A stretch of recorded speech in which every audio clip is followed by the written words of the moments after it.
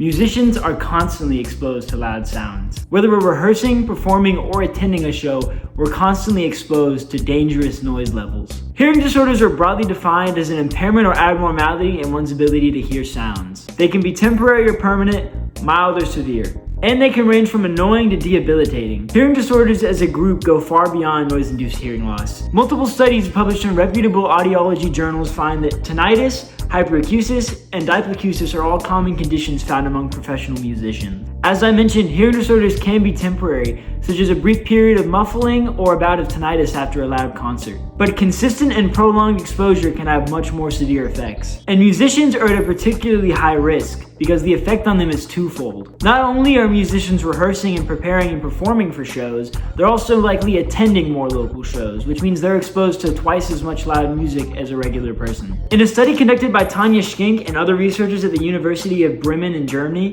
they found an incidence rate of 3.61 in professional musicians compared to that of the general population. This highlights that this issue is especially prevalent among professional musicians. Furthermore, to take a quote from a study conducted by Danya N. Halevi-Katz and other researchers at Ono Academic College, the study also found a significant positive correlation between professional pop, rock, and jazz musicians' experience of exposure and subjectively reported variables of tinnitus and hyperacusis. The greater the exposure to music, the more frequent the subjectively reported symptoms. With the risks of hearing damage being so severe, why don't more musicians take steps to protect their hearing? Well, there are a number of factors, but the primary one seems to be effects on performance. I can speak from personal experience when I say I've personally foregone using hearing protection in order to ensure the quality of my performance. Especially as a vocalist, I find it very prudent that I hear myself when I'm performing. The truth is, hearing protection takes some getting used to. It can be hard to adjust to not hearing yourself clearly, and even the physical feeling of having earplugs in your ears takes adjustment. Most musicians just find it easier not to use any hearing protection. And sure, that decision might lead to a quality performance this time,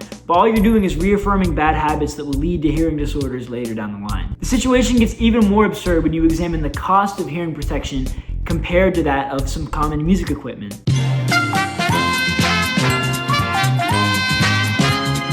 This here is an Ibanez TS9 Tube Screamer, one of the most common overdrive pedals for any guitarist. This thing runs for about $99. You can get them used for even less than that, $70, maybe even $60. This is a Rat pedal, another extremely common distortion pedal and one that I personally used for years. They go for about $80 when you get them new. Even most basic starter guitars, something like a Squier, would go for about maybe $150 to $200 depending on if you're getting a bundle. And among professional musicians, they're undoubtedly spending even more than that on things like amplifiers, instruments, cables, even miscellaneous things like cables and picks for guitars.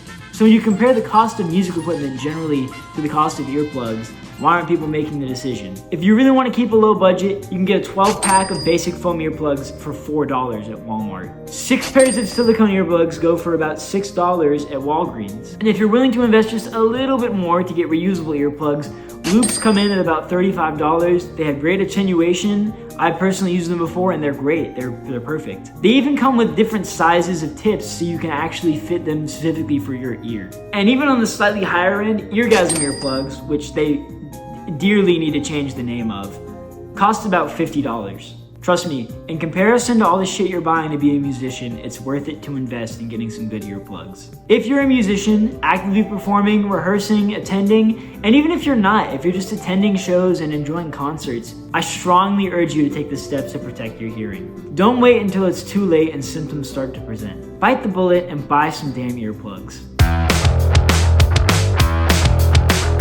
Hey, this video is sponsored by me, and more specifically my band, Dog and Human Costume. We just released our latest single, King Bird, on all streaming platforms. We have our other single, Paper Dolls, that's already out on all platforms as well. And we have 3 more singles on the way leading up to an album release on June 20th of this year. If you want to listen to our music or keep up with our releases, you can follow our Instagram. Anyway, I hope this video inspires you to take steps towards protecting your hearing.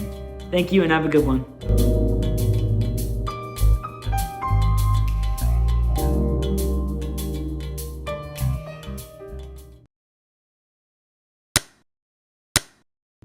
Fuck. Dangerous sound levels. Whether we're, fuck. Hearing just, fuck. Dude. Oh my god. Hearing just, fuck. Most common, fuck. Multiple studies, fuck. Fuck. Oh my god. I couldn't do this.